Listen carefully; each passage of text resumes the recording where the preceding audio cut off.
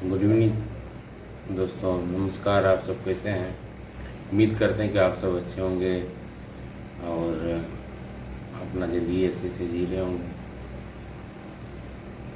आपको वो दौर याद होगा, आज से 2 साल 4 साल 5 साल पहले हमेशा लोग कैश कैरी करते थे। ज़्यादातर कैश का चलन था।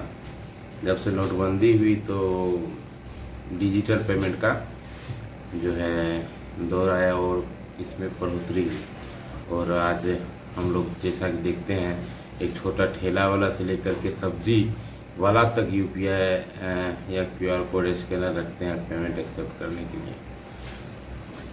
तो डिजिटल पेमेंट का बढ़ावा तो हुआ, लेकिन इसके साथ जो है धोखाधड़ी भी बढ़ा है। अब उस धोखाधड़ी की वजह से जो छोटे छोटे व्यापारी हैं उनको नुकसान हो जाता है। फर्जी पेमेंट, फर्जी ऐप के जरिए पेमेंट करके आपको दिखा भी देंगे, आपका स्पीकर तक बोल देगा कि हाँ इतना पेमेंट रिसीव हो गया। वो फेक ऐप रहता है, उसके जरिए ऐसा करता है। इससे नुकसान काफ़ी ग्राहकों को, छोटे छोटे खास करके छोटे व्यापारियों को काफ़ी होता है।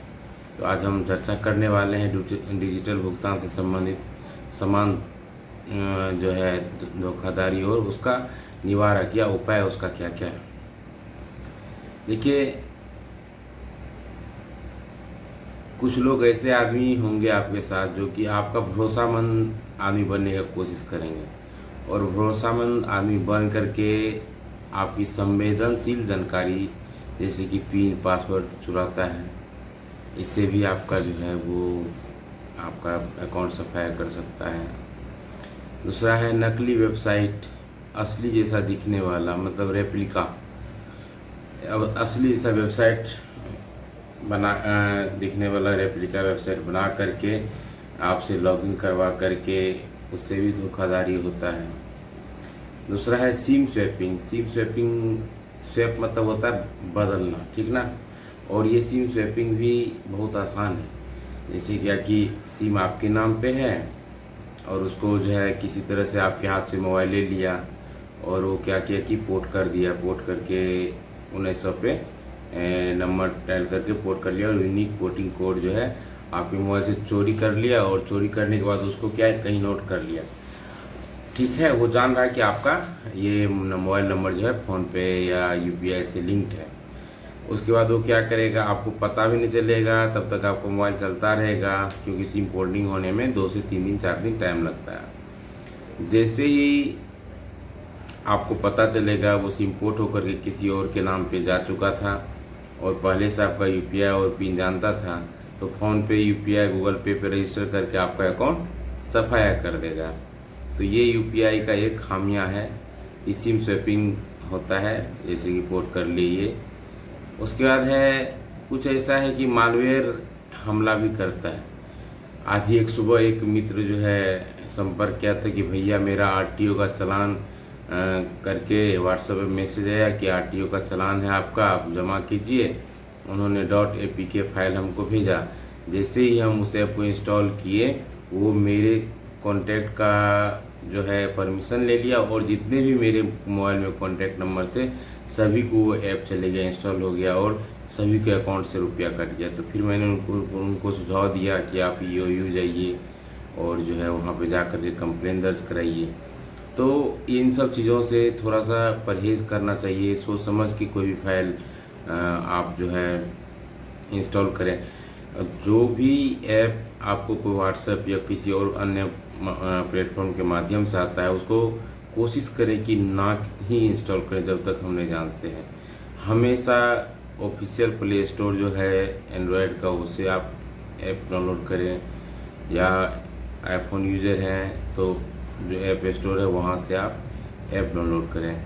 यदि कोई चालान भी रहेगा तो आपके मोबाइल पे मैसेज आएगा, ना कि कोई एप्लीकेशन डाउनलोड करके पेमेंट करने बोलेगा।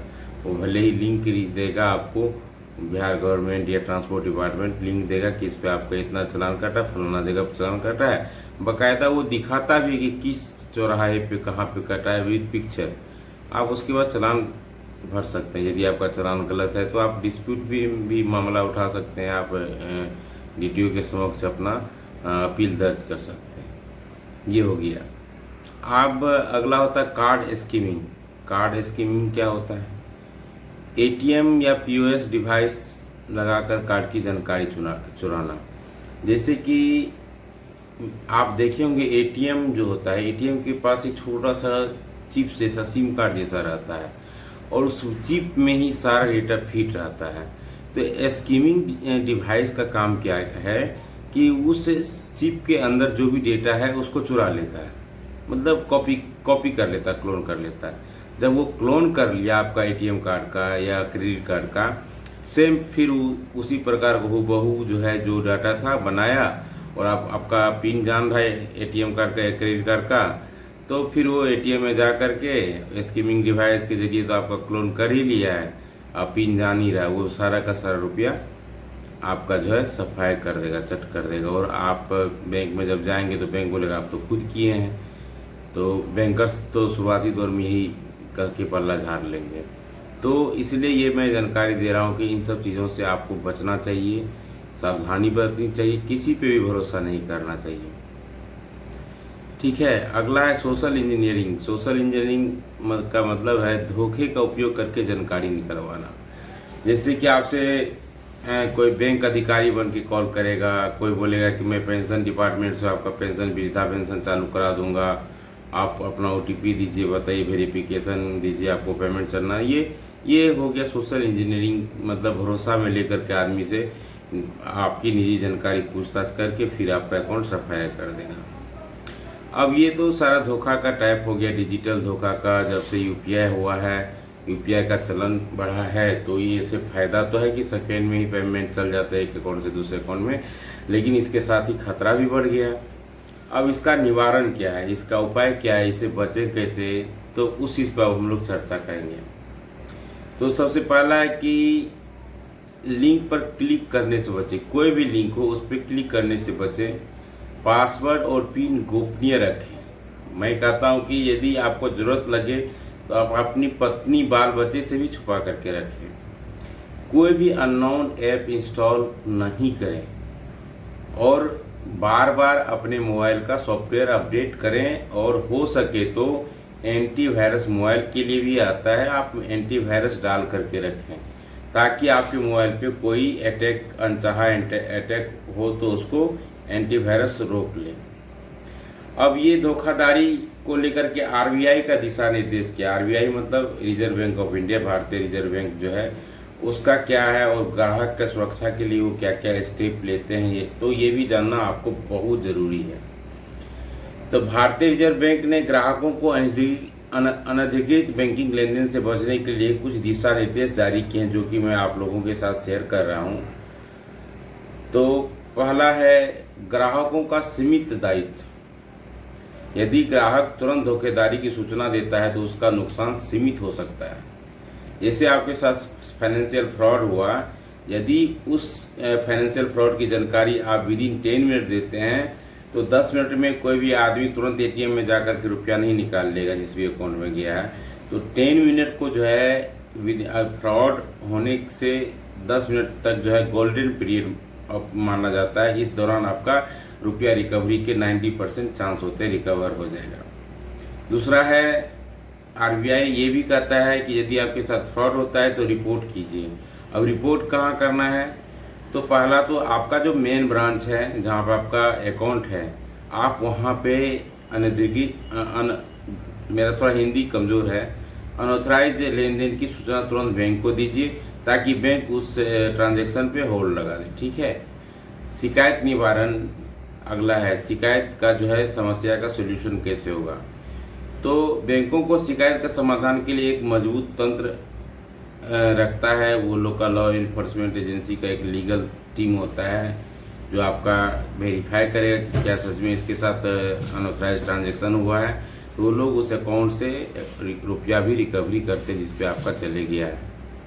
दूसरा है जागरूकता, जैसे मैं आप लोगों को बार बार जागरूक कर रहा हूँ और भी सरकार अपने माध्यम से, प्रचार के माध्यम से, टीवी पे एडवर्टाइजमेंट के माध्यम से जागरूक करता है लोगों को कि डिजिटल जो धोखाधड़ी है इससे बचें।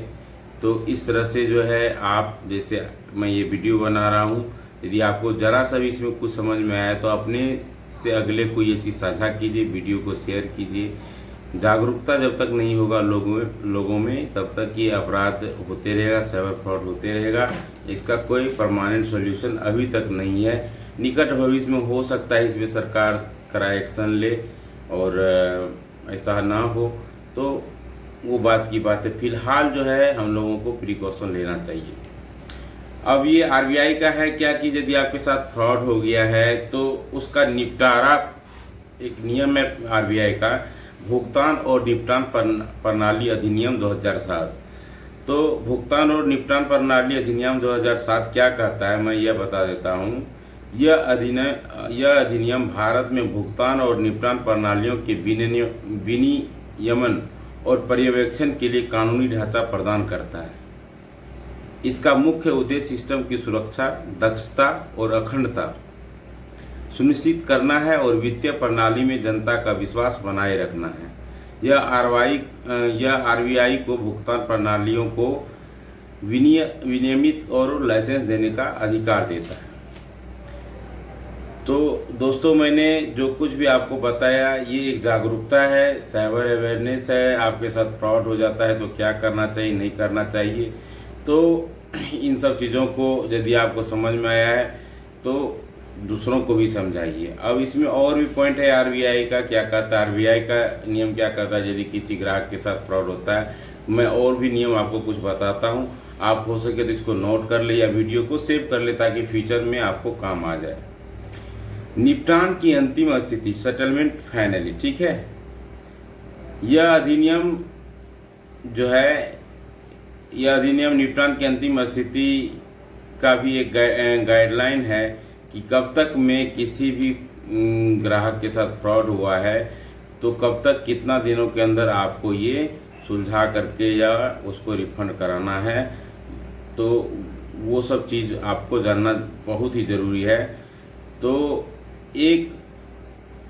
जैसे एक ग्राहक है कोई, मान के चलिए, और उसके साथ फ्रॉड हो गया है और वो समय रहते शिकायत दर्ज कर दिया है।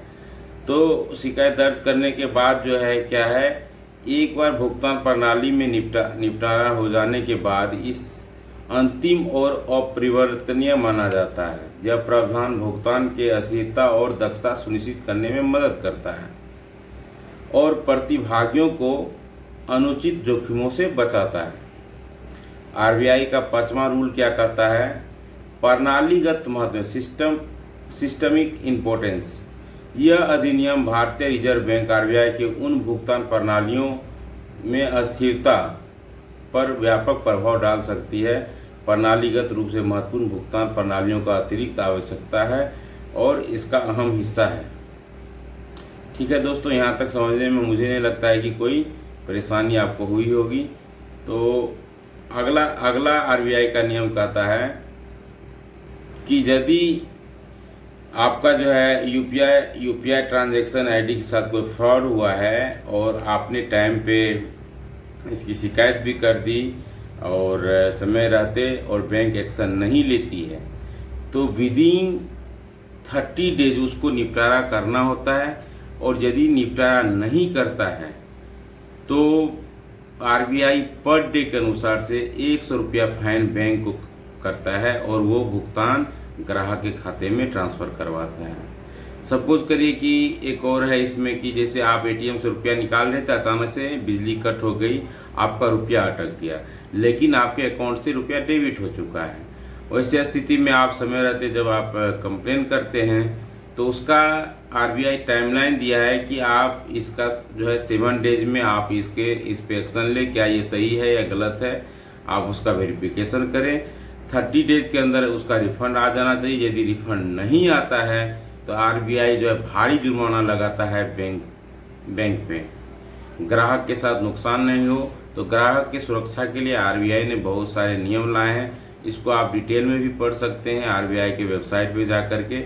और हाँ, एक ज़रूरी सूचना ये भी है कि जब भी आप कंप्लेन करें आरबीआई के पास तो कोशिश करें कि हम इंग्लिश में करें। इससे होता क्या है कि त्वरित उस पर रिप्लाई मिलता है। दोस्तों, साइबर सुरक्षा को लेकर के मैंने कुछ किताबें लिखी हैं, बुक लिखा है। वो जल्दी मार्केट में अवेलेबल होने वाला है, बच्चों के लिए, खासकर पेरेंट्स भी पढ़ सकते हैं, स्कूली छात्रों के लिए है।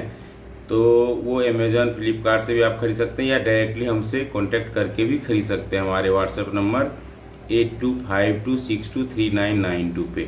मैं कुछ किताब है जो मैं आपको दिखाता हूँ, आप बने रहिए मेरे साथ, मैं दिखा रहा हूँ। दोस्तों, जैसा कि मैंने बोला था कि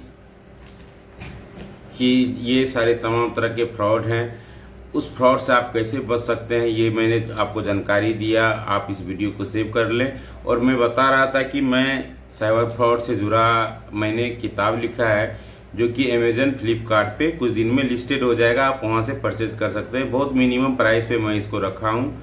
और जो है ये खास करके टीनेजर्स के लिए है जो कि कम उम्र के हैं, पेरेंट्स का मोबाइल ले लेते हैं और कोई गेमिंग ऐप में रुपया कटा देते हैं। ऐसे ढेरों एग्जाम्पल हैं जो मैं नाम नहीं ले सकता हूं कैमरा पे। मेरे ही परिवार के एक लड़का है जो कि 12 लाख रुपया कलर गेम में हार चुका है बिना माता पिता को बताए हुए। तो पहला किताब जो है दोस्तों, जो मैं स्टूडेंट और पेरेंट्स के लिए, हर वर्ग के लिए है, ये है मेरा पहला किताब। तो ये आप बुक देख लीजिए, आप इसको परचेज कर सकते हैं। ये किताब handbook on cyber security for teenager and student है। ये मैंने किताब लिखा है। ये मार्केट में अभी ढेर सारे स्कूल के जो है संपर्क किया स्कूल ने, ये अपने स्टूडेंट को बुक देंगे। ये अच्छा मैगजीन है।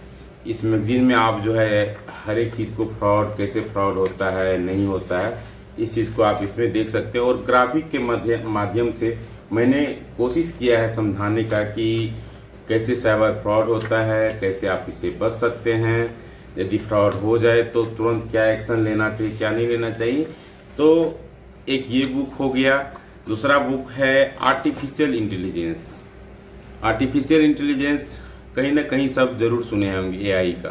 एआई का ज़माना है और एआई से हो सकता है कि आपको डीप फेक बदनाम किया जा सकता है, आपका फोटो का दुरुपयोग किया जा सकता है। उनसे कैसे बचना है, कैसे पहचानना कि एआई वीडियो है या एआई फोटो है, तो वो जो है इस किताब में मैंने आर्टिफिशियल इंटेलिजेंस में मैंने ये चीज़ लिखा है। ये भी किताब आपको फ्लिपकार्ट, अमेज़न और डायरेक्टली में हमारे व्हाट्सएप और मेरा वेबसाइट से भी आप खरीद सकते हैं। ठीक है, इसमें बहुत ही अच्छे तरीके से बताया गया है कि आर्टिफिशियल इंटेलिजेंस का एल्गोरिदम क्या है, कैसे काम करता है, आपका डेटा भी वो कलेक्ट करता है, ऐसा नहीं है। तो फिगर के रूप में ये बहुत अच्छा किताब है, आप एक बार ज़रूर पढ़ें। और इससे फ़ायदा क्या होगा कि आपके जो बच्चे हैं, बुजुर्ग हैं, सभी को फ़ायदा होगा। और वो जो है कम से कम साइबर फ्रॉड और ये चीज़ों को पहचानने में सक्षम होंगे कि कौन सा चीज़ सही है, कौन सा गलत है। अगला किताब है दोस्त फिर मेरा artificial intelligent AI study, critical analysis of an in modern operation context. ये मैगजीन है मेरा। ये भी बहुत जल्दी मार्केट में आने वाला है, 10 दिन के अंदर में। ऑर्डर्स तो ढेर सारे आ चुके हैं, मैं अभी उतना फुलफिल नहीं कर पाऊँगा। फिलहाल अभी 2 से 3 हज़ार बुक मैं प्रिंट करवा रहा हूँ। जितने ऑर्डर आए हैं बहुत अच्छे स्कूल का है। इसमें आर्टिफिशियल इंटेलिजेंस के बारे में दिया गया है कि आप इसका कैसे प्रयोग कर सकते हैं, बेहतर प्रयोग। इससे प्रयोग करके आप अपना ग्रोथ कर सकते हैं, नॉलेज का ग्रोथ कर सकते हैं। तो ये किताब जो है बहुत ही अच्छा है, आप ज़रूर एक बार पढ़ें और लोगों को बताएं इस किताब के बारे में। ये बहुत अच्छा किताब है, मैंने इस पर काफ़ी मेहनत किया और रिसर्च करके ये लिखा है। और अगला किताब जो है वो भी आप ऑनलाइन खरीद सकते हैं, CFC का मतलब हुआ साइबर फोरेंसिक कमांडो। मैं हर वो इंसान को कमांडो मानता हूँ जो साइबर क्राइम के विरुद्ध कुछ जानकारी हासिल करके उसको रोकने में सक्षम है, तो वो साइबर फोरेंसिक कमांडो, इसलिए इस किताब का एक यूनिक नाम रखा हूँ। तो ये बुक भी बहुत अच्छा है, ये आप ज़रूर कोशिश करें, जितने भी बुक हैं पढ़ें अपने बच्चों के लिए, अपने लिए। और जो है इससे आपको बेहतर समझ में आएगा कि साइबर फ्रॉड को कैसे रोकना है, कैसे सेक्सटॉर्शन का शिकार हो जाता है, कोई कॉल करके अनजान व्यक्ति APK फाइल इंस्टॉल करा करके आपका रुपया उड़ा लेता है। तो इस किताब में जिक्र है कि कैसे उस सेटिंग, कौन कौन से सेटिंग करना चाहिए कि आपके मोबाइल में अनवांटेड लिंक नहीं आए, आपका रुपया चोरी नहीं हो, समय रहते आप क्या क्या एक्शन ले सकते हैं। आप गौर से देख लीजिए, ये मिनिमम प्राइस पे और बुक की क्वालिटी बहुत अच्छा है। पेज से लेकर के हर एक चीज़ का मैंने खासा ध्यान रखा है। तो ये ग्राफिक के माध्यम से समझाया गया जो कि हर कोई समझ सकता है, आसानी से ये किताब समझ में आ सकता है। बहुत अच्छा किताब है। अभी हमारे पास ऑर्डर जो है करीब तकरीबन 2000 आ चुका है, इन जो प्री बुक कर चुके हैं, और ख़ास करके स्कूल वाले ज़्यादा बुक किए हैं।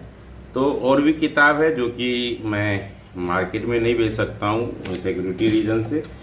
तो जो किताब मैं बेच सकता हूँ आप लोगों की सुरक्षा के लिए, मैं वो जो है पब्लिक कर चुका हूँ। पब्लिश कल ही मेरा पब्लिकेशन हुआ है। अभी कुछ काम बाकी है, जैसे कि कॉपीराइट प्रोटेक्शन और ये सब वगैरह का पब्लिकेशन, कौन सा पब्लिकेशन का, तो सब बातें चल रही। लेकिन आपको ऑनलाइन जो है आपको मिल जाएगा। ऑनलाइन में आपको PDF के रूप में मिलेगा, थोड़ा सस्ता रहेगा, लेकिन उससे अच्छा है कि 10-20 रुपया ज़्यादा खर्च करके आप फिजिकल कॉपी मंगा लें, ताकि आप उसको बेहतर से समझ सकें। मोबाइल पे तो सारी चीज़ उपलब्ध है, तो क्या हम पढ़ लेते हैं? यदि मोबाइल पे तो सारा चीज़ जानकारी, खान सर का क्लास क्यों लेता है? मोबाइल में तो हम सर्च गूगल में करेंगे तो कोई भी मैथ सॉल्व कर ही देगा, कोई भी ज्योग्राफी के बारे में बता ही देगा। तो फिजिकल रूप में यदि आप इस चीज़ को देखेंगे तो ज़्यादा बेहतर समझ में आएगा। इसमें काफ़ी मेहनत लगा है दोस्तों। कोई भी किताब, कोई भी राइटर जब लिखता है तो उसमें काफ़ी उसका मेहनत होता है, लगन होता है। तो एक बार ज़रूर ये किताब आप जो है ख़रीदें। आपको कोई भी क्वेरी करना है इस किताब के रिगार्डिंग तो आप हमसे डायरेक्टली संपर्क कर सकते हैं हमारे व्हाट्सएप नंबर 8252623992 पे। और आप ज़रूर इस चीज़ को पढ़ने के बाद, मुझे ऐसा महसूस होता है कि हमारा समाज में साइबर फ्रॉड की घटनाएं कम होंगी और हमारा समाज को कहीं ना कहीं फायदा होगा। इन्हीं चंद शब्दों के साथ मैं अपने वाणी को विराम देता हूँ। जय हिंद, गुड नाइट। फिर मिलेंगे अगला वीडियो में एक नए टॉपिक के साथ। तब तक के लिए गुड नाइट।